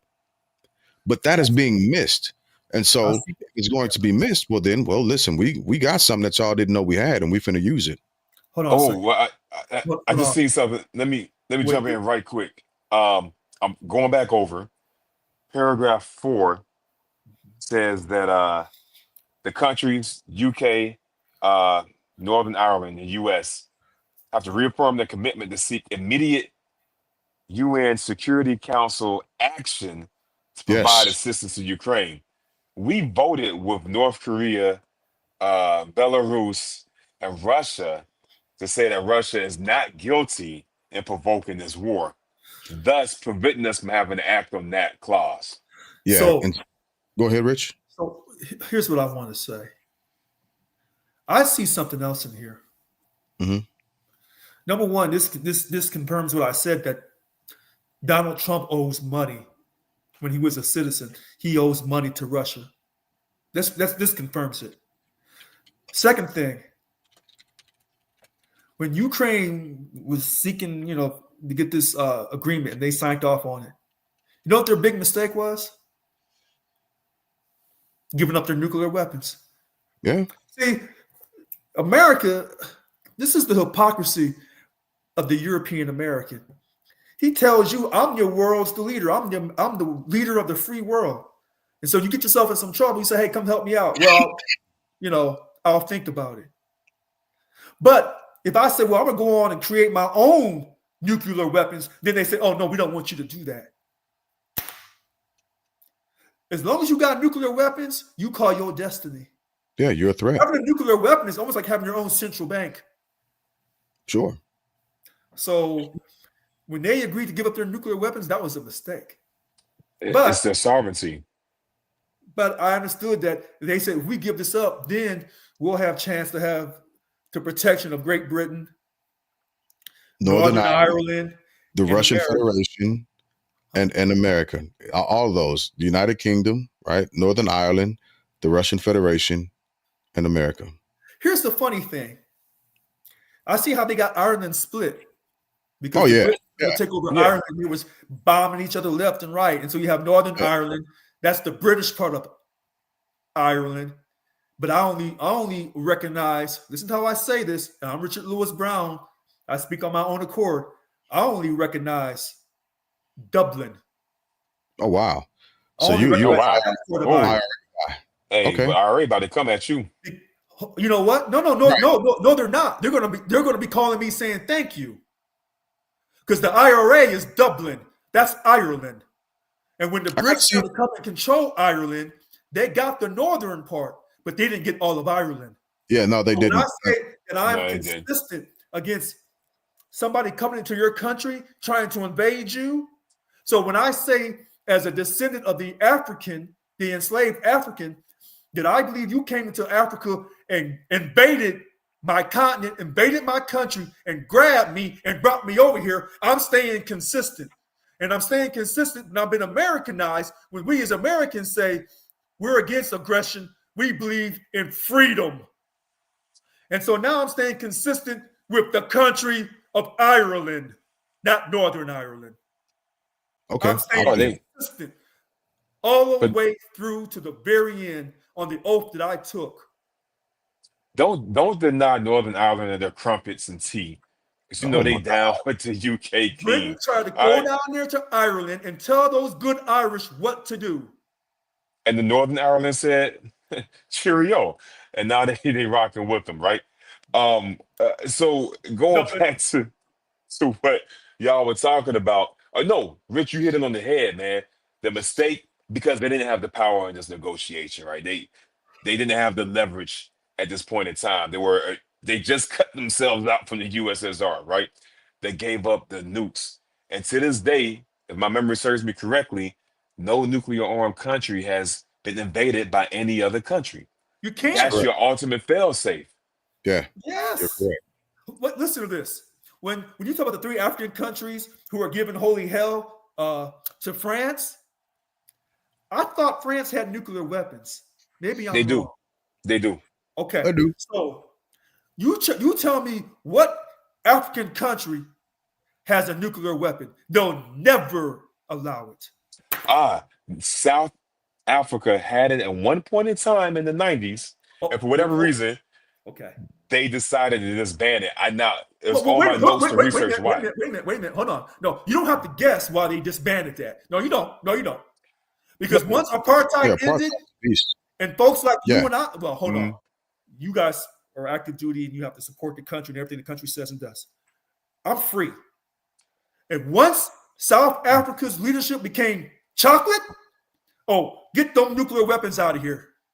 Because we can't. They have their own nuclear weapons. I forgot. I didn't think about the time when apartheid ended. You're right. That is around the time. I can say that because I'm a free American now. I didn't even think about that. That is the time that they ended apartheid. The more you talk, Deuce, the more we keep drilling you. Because hold on. Now don't be thinking you cheating. Hold on now. I thought you had some good points. I'm agreeing with your points. I'm learning from that, homie. we go, this, I'm sorry. one, That's the one Irish in episode me. we're gonna talk about economics. Hold on. Yeah. I'm We're sorry. gonna be That's drilling each other. my Y'all gotta European hash that blood. out. That's my European blood. I'm sorry. I'm Oh sorry. no. And so one of the reasons why I also wanted to read that, and if you remember the language that I just read, that's in there, is there was a fictitious narrative spun that Ukraine invaded Russia, that Ukraine was the aggressor in the war. Yeah, If that narrative would have caught and held, well, then everything like that would go back to what you were saying, Deuce. If Ukraine would have been the aggressor in this war, well, then this memorandum would be null and void. Absolutely no ifs, ands, or yeah, buts. yeah. That's why the narrative was set up to spin out and say, well, no, Ukraine was the aggressor. When everybody, the world watched Russia invade Ukraine. This is me being the devil's advocate here. Okay. This Okay. is me being the devil's advocate. This is me being the Stephen A of the show right now. Oh, All right? no. Yeah. Glass that makes you Molly. No, it Richard, won't be it. No, no, Richard no. Shannon. No, wait a minute. Wait a minute. I'll be I'll be Shannon. Shannon. Man. Look, you I'm ain't the only gonna dark cat on here, so I ain't got no do me- choice. you ain't gonna do me like that. You ain't gonna do me like that. What was I about to say, man? God damn it. Shit. What you just say, man? You I'm meant, the only dark yes. cat on here. I Devil's gotta advocate. be Shannon. That makes sense, man. Hey, chocolate, baby. All right. Devil's advocate. They're Okay. saying that that Ukraine was the aggressor because Ukraine was starting to seek NATO affiliation. They were trying to seek entry into NATO. Now, if they enter NATO, we can place NATO missiles in NATO countries. It's the reverse of the Cuban Missile Crisis. But how is that being an aggressor? It's not. I'm just being devil's advocate. Sure. And I'll To go with that Putin, narrative. if the Ukraine enters NATO, now he has NATO missiles on his doorstep. Well, then you've redefined aggression. You've redefined You an have. act. He did. Wait, this is where I agree with Deuce from President Putin's mindset. My thing is this: when you lost your country and they did this agreement, you should have put that in the agreement, and you didn't. You should have. That's Let on me- you, President Putin. Let me pull up some of this good Canadian whiskey real quick while y'all talking about this. Go ahead. So no, Deuce, I heard the same thing Yeah. last year. So that's a great point. But he should have had it in this agreement. So if you're asking to be part of NATO so they can put NATO missiles in your country because you know Russia's coming back because you know your own people. You Mhm. know your own people. So you know it's just a matter of time until Russia tries to come and snatch you back. So you gotta ask, and that this agreement that James read does not prevent them from asking to go in NATO unless there's does another not. agreement. Huh? I am agreeing with you 100%. It does not say that they cannot request to be a part of NATO. You are 100% correct. And here's the thing: if there is an agreement like that, Russia would have it out and be parading it around, saying, "You agreed to not seek NATO. You are, so now we got to come back and take you over." If they had that agreement, they'd be telling Trump, "Put this out in the news media," and they're not doing that. So this is how you know that President Trump, in my personal opinion, is Richard Lewis Brown, and this show does not represent my personal opinion. I'm just here giving you my opinion that he's compromised. This man's compromised. Who was the he? President Trump, the commander in chief, he's compromised. But I can't prove it. So I'm not saying this as a matter of fact to defame our president, or I'm not doing that. I'm not saying this as a matter of fact. It's in my opinion that I believe there's a strong possibility, but I have no facts because I can't see his tax returns and I don't know his financial statements. So I can't say it as a fact. So when I say that he's compromised, I'm saying that there's a possibility that he's compromised. This is my own personal opinion on March 5th of 2025. I am not defaming our leader. That's a great statement. All right. That's a great statement. All right. I want to, okay. I want to say something, right? So we're talking about the mineral deal for the Ukraine, right? Okay. I'm gonna take a different angle on that. Right now, the new race, we had the Cold War, we had the space race. The new race is it's just about chips and technology, Yeah. AI development, right? Yeah. We Yeah. need those chips. The mineral deal, so Ukraine has some key minerals that are used to make chips. Going back to what Glass was saying about Africa, some countries in Africa trying to protect their resources and sell them at market value, we got to find a new source. Got to Yeah. find a new, cheaper source to secure those minerals. The Ukraine, once again, history repeats itself and is not in a position to protect themselves properly. They're exposed. They need America's. There is no other country on this earth that could single-handedly counter Russian aggression. Not one single country. Coalition, China debatable. could. China could. Okay, China. That's facts. debatable. China is debatable though. I think China has, if I'm correct, oh gosh, you said France. So America, France, I believe Great Britain, for Yeah. sure, Russia, China. I thought Pakistan had a nuclear weapon. yes. Turkey. There's so okay. Nukes, yes, but I'm not even talking about just nukes, but the Are you simply economic, talking like a ground force war?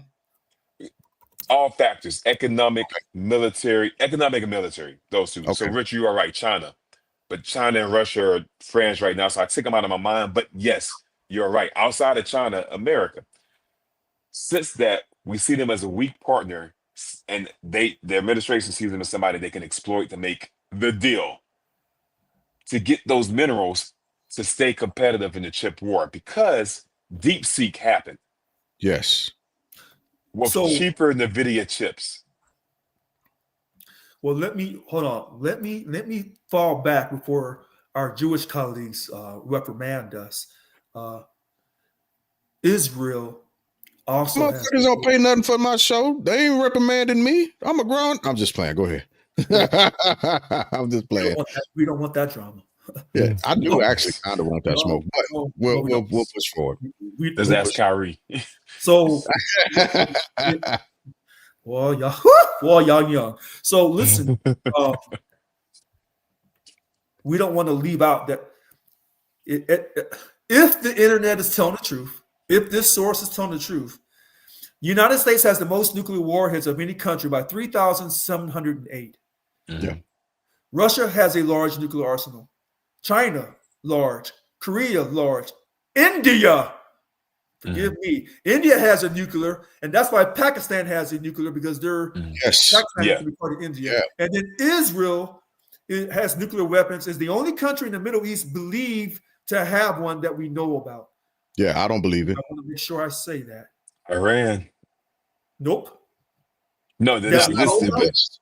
yeah. It might not be Nope, on the Iran list. has nuclear weapons. Oh, They're it's trying. hard. They have a facility, but they don't have it completed, to the best of our knowledge. To the best of our knowledge. Yeah. Yeah, that I think that's really important to. And- I can see, like, when I talk to people, I can tell who does a lot of arguing, because when you go on Facebook and argue with those comments, and they keep coming. So when you said, James, that Facebook had slowed you down, when I put up that comment I read about I strongly feel for the following, and I was posting it, like every time I saw a post, I would post that comment. After my fifth or sixth comment and me posting this, they stopped me. Oh, Someone yeah. said freedom of speech, President Trump. Hello, Zuckerberg stopped you? Yes. Look, Facebook has been doing some weird stuff. I have been going back and forth, and I've been having a great time, like trolling people and debating. And then I see my comments gone, so I send a DM like, "Hey, I see you taking my comments down." And the response was like, "Bro, I'm looking over here too. I didn't take it. I didn't delete them. Facebook did it." Hey man, yeah. Hey, so you telling me that the tech carrot top is out here taking comments down? I Hey. thought they got rid of moderators. Wait a minute. Hold on a second. See, this is the hypocrisy of the Republican Party. See, when you're the majority party and you're in power, you don't want nobody speaking out against you. Okay, so they accuse the Democrats of trying to control the narrative when it came to COVID. Mm-hmm. Now that they're in power, they're doing the same thing. Neither one of you have the keys to the afterlife. I've said this religiously time and time and time again. But they don't want the keys to the people afterlife. thought that I was a Republican, I'll make this quick. When people thought I was a Republican, I said, keep talking to me. Because I'm going to say things that are pro-Democrat. And then I'm going to say things that are pro-Republican. And then I'm going to say things that are, hopefully, every time, pro-righteousness. And it's not righteous for us to say we can have all these nuclear weapons and we're the world's leader because we self-appointed ourselves with our European mindset. But no other country, if they wanted to develop their nuclear weapons, we say, oh, no, you can't do that, Iran. Oh, you can't do that, Saudi Arabia. Oh, you can't do that, whoever in South Africa. But we have it ourselves. I'm with And that. I still love my country. Oh, absolutely.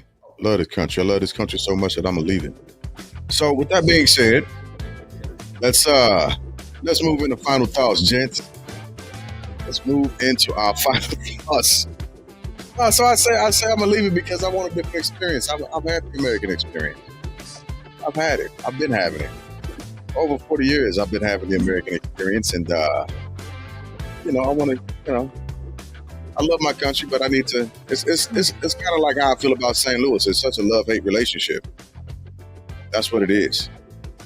So, Polar, what's going on, man? You came in at the last second. We're about to hit final thoughts. Final thoughts. So, first up in the shoot, final thoughts. Yeah, Rich, you up first. Final thoughts. Okay, so my final thought is I stand for America. I support the president. He has his good days. He has his bad days. As my freedom of speech, I'm allowed to give constructive criticism. I'm not allowed to defame anyone unless I have the facts. We do have the facts regarding Ukraine, that agreement, that Budapest agreement from 1994. They've been invaded. Why have we gone against them? We're violating our agreement. However, history tells us in this great country, America has violated a lot of agreements, starting with the Native Americans, and we can go forward from there. Ooh. All right. My goodness. Y'all coming in with shots tonight. Huh? I said, you and Deuce, y'all coming in with shots tonight. My goodness. You know what? And I'll say my second point, President Zelensky, sometimes we have good days, sometimes we have off days. You keep fighting for your country. And don't you never give up your country, ever, to no one. And I wish you weren't giving up your mineral rights. But I'll stop there. And finally, my third point. We got 4 years of this. 4 years. And to all my veterans who've lost their jobs working for the federal government. Ooh-wee. I'm so sorry that there's a possibility that some of you veterans voted for President Trump. Ooh-wee. The respect you get back for putting your life on the line for this country. You have my respect. You have my sympathy and my empathy. Hopefully you'll be rehired back by Veterans Affairs so we can continue to give medical support to disabled veterans. I'm done. Stop right there. All right.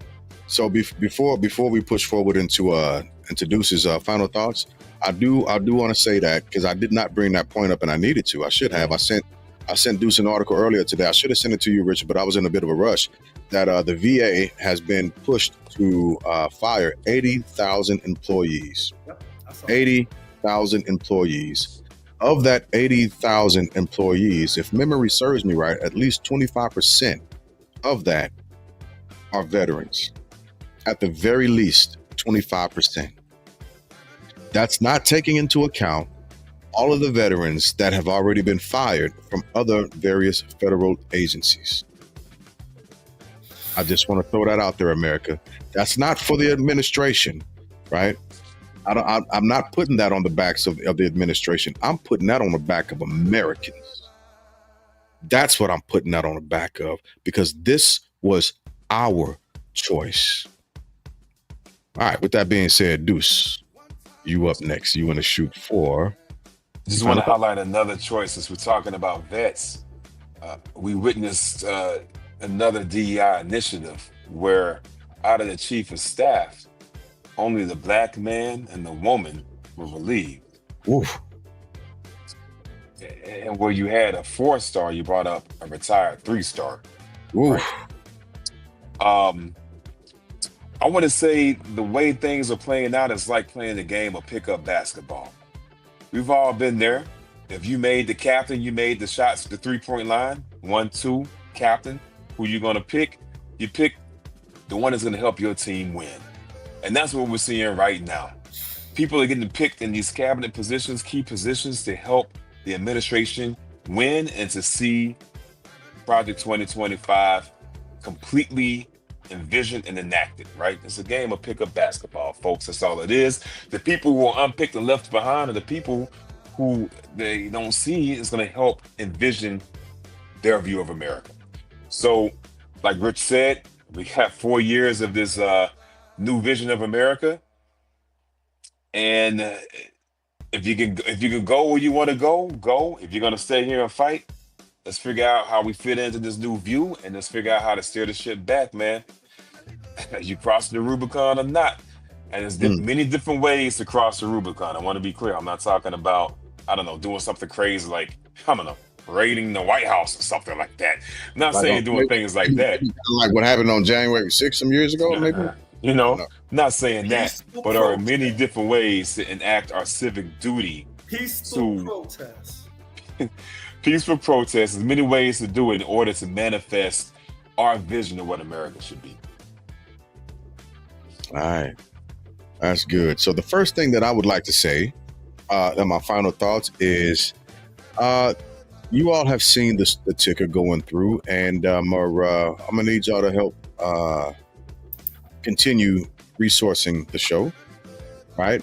I want to make sure that everybody knows that we are going to have some perks. I'm gonna brainstorm with the team here, have some perks for subscribers to see how we can get some things done for everybody who comes on and views us consistently. I think we push out fair and balanced information. I got some debt I can give away. No, you keep that. You keep that. That's free market debt. I don't want it. No, but we're definitely going to make it worth everybody's while to become a subscriber on YouTube and to assist with the show. So what I will say for final thoughts is, we had the mantra at one point as America, land of the free and home of the brave. And that was the good part of American exceptionalism. Land of the free and home of the brave. Regardless of who you were, and regardless of the skin that you wore, that term, that phrase took shape. It had a different meaning. For those of us who are considered the quote unquote minority group, that meant that we were willing, and we're still willing, that despite the movement of not having our country show us the proper respect and love and admiration we deserve, we are willing to still write a blank check for you.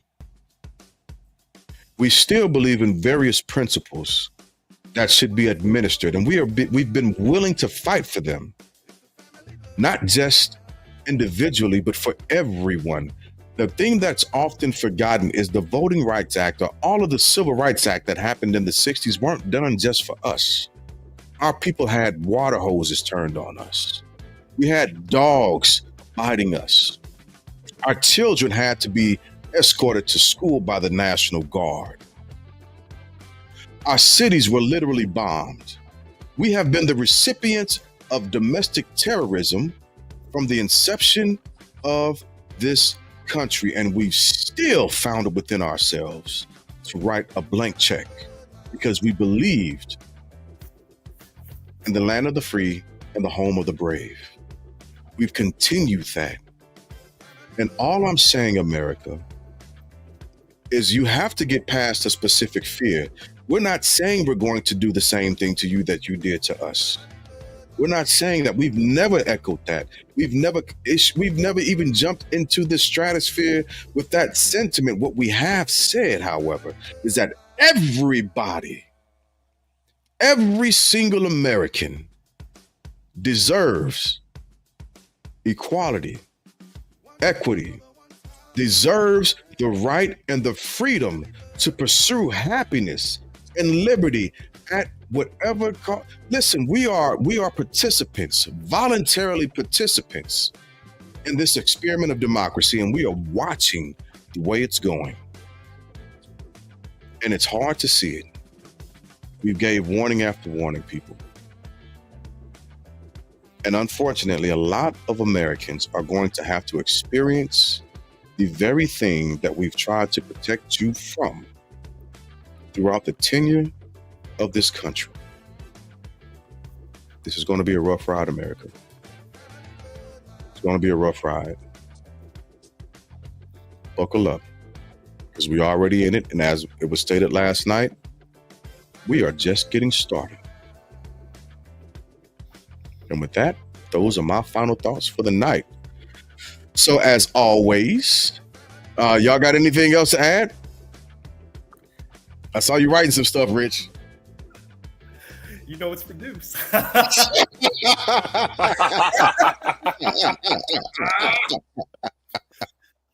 So I've been holding this back on Deuce for a long time regarding the free markets and banks.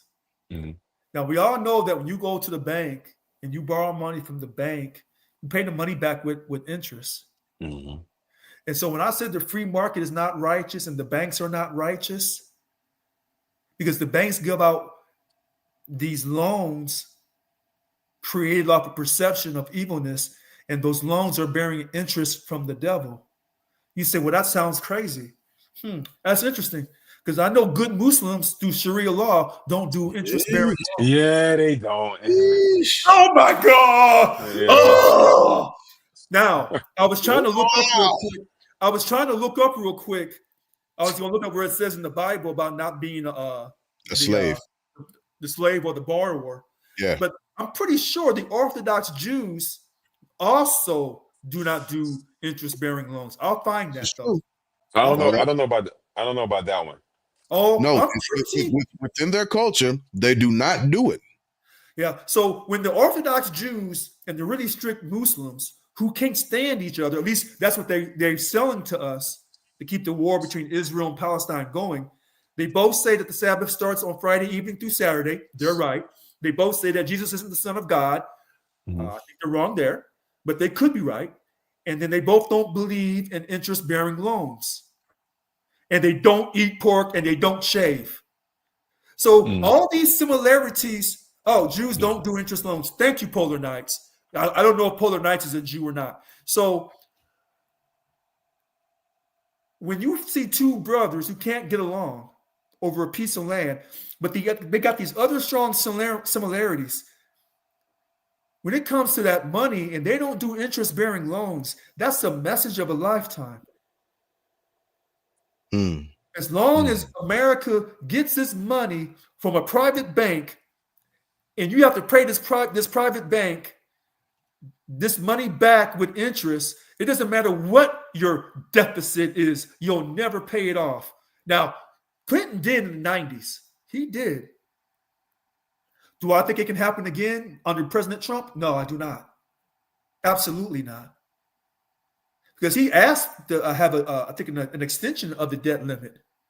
So in the same hand, he's talking about conservatism and the free market, but then he also wants more debt extension of $4 trillion. $4 trillion. $4 trillion. So one minute he tells you he's all about the free market, but the next minute he needs some government assistance. He's a liar. We gonna have to set up a shootout between you two when it comes to economics. We definitely got to set that up, because I want to be privy to that conversation. Matter of fact, we got to figure out how to do that in person and set the mics up. Listen. I just have a bachelor's degree. I don't have my master's in finance. I'm not a CPA, a master's in accounting. I don't have my doctorates. I don't know everything about the banking system, but I got enough sense. And I've done enough reading that even the people who have more education than me they can't answer my questions. And they can't just write me off and say it's just a conspiracy that Richard, you don't know what you're talking about. That's BS. And you can't get around this, and neither party will present this because they're in the mainstream. In the mainstream news media, whoever controls them, I don't know who controls them. Whoever controls them or has influence on them, they will not allow these types of conversations to come out. Now, Bernie Sanders, Senator Sanders, we out. We gone. He tried to bring this up years ago. He talked about the banks. But see, when he talked about it in such a way. But I believe, no, I don't believe, I know. He's a Jewish cat. So he couldn't really be accused of being anti-Semitic.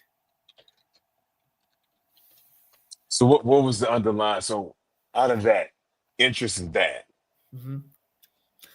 So if you continue to borrow money from a private bank, and if you pay that bank back with our tax dollars, the bank is going to put an interest rate on that you'll never be able to pay it back. For example, when Germany lost World War I, after they were winning, and then somehow they lost the war, the bankers in Europe agreed to put this high amount of debt on them to repay back. Mm-hmm. Hitler said, we ain't paying that shit back. We don't trust you, bankers. And I'm going to unite my country, and I'm going to run you up out of here. Because I believe that some of you bankers put me in this position to begin with. But they say the same thing was done to Haiti. Mm-hmm. Mm-hmm. Okay. And not just that, but Clinton administration continued it. Yeah. Well, if you're an African country, if you have black leadership, you're always going to be owing money to the International Monetary Fund. Because once they put that debt on you, you'll never come from underneath that. You can bring Richard when I tell my mommy about you oh my God. So, but people don't talk about these things. So we talk about all these problems. And when America says we can't afford to give you Social Security, we got to make cuts. We have to make cuts in Medicaid because of fraud, waste, and abuse. We got to make cuts in Medicare. We got to make all these cuts in the social programs. But when it comes to mineral rights, we'll print that money up and send it to Israel, Iraq, Afghanistan, Ukraine. We'll send it to anybody. We have time for that. But the money is not weighed against anything but the perception. So if the perception is there's a scarcity amount of resources, we're going to print up so much to help you, then you're already behind the ball. But if you truly believe in God, if you truly believe in a higher power, 2008 was a bailing bank out. You shouldn't have bailed them out. I agree. So I agree. The perception from Adam Smith, a European. No, Europe had a limited amount of resources. Yep. Because that was their belief in God, that God didn't give them enough, even though allegedly God told them you are the chosen people. Well, that's a whole nother conversation. That part's a whole nother conversation that I can dig into, and I can, oh my God, go. Whew. I just want to say this, right? So there was an American poet, a great American poet that said, Jay Glass? I can't help the... Oh, no, a different one? Go ahead. Not a philosopher, poet. Oh, okay. Right. But, the other hat, you got that. Can't help the poor if I'm one of them, right? Woo! Yeah. Yeah. So while, Rich, I hear what you're saying. I do agree with some of those points. But when I think about world politics, the three superpowers all utilize interests to cripple other countries to secure their place. So interest is a tool, and those three, America and China, I don't know so much about Russia. America and China are using that weapon to cripple other countries and to fatten their coffers. So, it's a tool that could be used for bad. You forgot Britain. They are the they're such on a decline, though. No. No. Well, the UK? Yeah, no. On the surface, Deuce, you would be absolutely right. Yeah. But if you go into deeper issues, No. because listen to this: if you say, "Well, Richard, the New York Stock Exchange, powerful, absolutely," but what's the other most powerful stock exchange outside of New York? I would, London. and not there. You go, London, Yeah. and then maybe Chicago, maybe over in Japan or China, one of those markets. Not Japan, Probably. because Japan shit is so volatile. You never know what it's going to do. That's why the yen bounces back and forth so much. Mm-hmm. Yeah, but London's financial market is just right next to America's New York Stock Exchange. And let's also not forget that London is holding a lot of riches from other. Well, I'm gonna say it plainly. London, the UK, they have raped Africa, and they will not give their jewels back. They won't give their artifacts back. They won't give their art back, and that's where they get a lot of their actual value.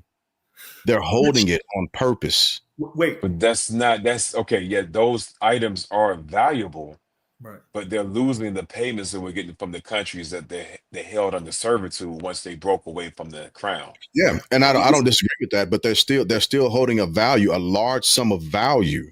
They're keeping it. Go ahead, Rich. Listen to the hypocrisy of this. Europe, you say that you are the children of God. You paint God and Jesus and the angels as being white. You are the master race, whether you acknowledge it openly or quietly. But then you run to Africa and grab African artifacts, but those Africans are inferior to you. So why do you need their stuff? Because Again, you're a hypocrite. Yeah, and they understand that all of that, all of the information that they're taking, the intellectual properties that they're stealing, it predates their existence. Let's be honest about it. But I don't even want to go too far down that rabbit hole, because I'm not trying to seem. Right. I'll pause it at that. There's a lot of reading that's involved and a lot of references that I can give that show. If anybody wanted to do a quick lesson, a quick read, I would highly recommend and challenge you to read the way that the Moors moved and what they conquered and what they brought to different areas of the areas that they conquered. Spain, right? Spain, Mm-hmm. all of that, France, all of that. Look at what they brought. They brought education. They taught these motherfuckers how to wash up. Let's be honest about this shit. Out the dark ages. Yeah. Out the dark ages. So I'll pause myself there, because that's a topic that I actually get passionate about. Well, I get passionate about that. When I talk to European Americans, Caucasians, white Americans, I said, one thing Europe does, when they build their edifices, their buildings, they build them for life. They had to because of the weather. They had to work together in certain countries that, they spoke the same language, because if you and I are British and we speak the same language, if we're not careful, Spain or France, they'll come and knock our heads off. So we got to work together. But in Africa and in Asia, it wasn't like that, because there was so much land. You didn't have to work with nobody. You could just spread out and do what you wanted to do. But in Europe, the usable land mass was finite. Usable land mass, not Russia's land mass. Yeah. Usable land mass is limited. So they had to fight, and they had to learn how to work together in certain groups. And that's to their benefit. But what they won't acknowledge is all of your intelligence, not all of it, but a substantial amount of your intelligence, your culture, the way you do things, that came from Rome, but Rome got that from the Greeks, but the Greeks got that from the Africans that called themselves Egyptians. And to your point with the confined space of Europe and the famines that happened, they had to expand to secure their people. And they had land titles. So, everybody in England had land titles to mark their land off. But when they came to America, the Native Americans didn't have those land titles. They're like, you get a land title? No, it's all the creator. They began to institute a system of governance that was not real and only benefited them once they got there. But again, that can be another topic for a later time when I think we should have a bit of a historical night. I think we really should, and I'll find some people who are deeply invested in history. And I'll find people who are on the opposing side of that. And let's find some people who don't agree with what we're saying. James, when you do that night, that's a long night. Absolutely. Because I you don't take know if y'all noticed this, but our nights get longer. One of the reasons why I'm okay with us starting when we start, and I'd like to push it a little bit earlier if it's possible, because Actually, yeah. I don't like having a set time limit on what we're talking about, because we're talking about a lot of stuff, and for us to push it in 1 hour is almost next to impossible, because we're hitting points and we got to jump off of them.